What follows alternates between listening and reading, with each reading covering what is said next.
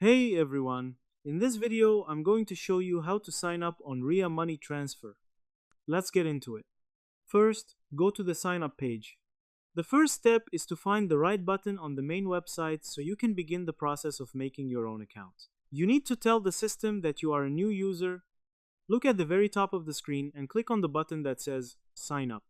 Wait for the new window to open that asks you for your basic details, because the system needs to open a new file just for you.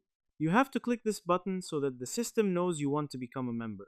Without this step, you would just be a guest and wouldn't be able to save your information or see your past work today. Next, enter your email and password.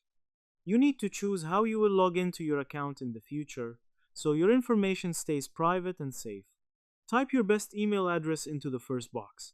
Create a secret password that is easy for you to remember but hard for others to guess, because it acts as the key to your digital home. By picking a strong password, you are making sure your fund stays protected from strangers. It ensures that only you can get in to see your money and your private details whenever you need to send a new gift. Lastly, verify your phone number.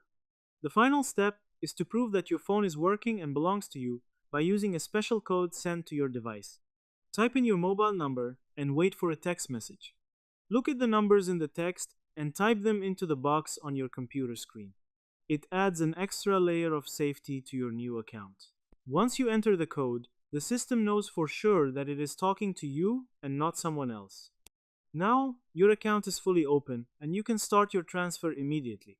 Remember that you have to keep finding the right output for your design to make it look perfect. And that's it. To sign up in Ria, you must first click the sign up button on the homepage.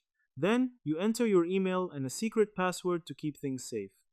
Next, you fill in your name and address so the company knows who you are. Finally, you verify your phone number with a quick code. I hope this helped you out, and I see you in the next one.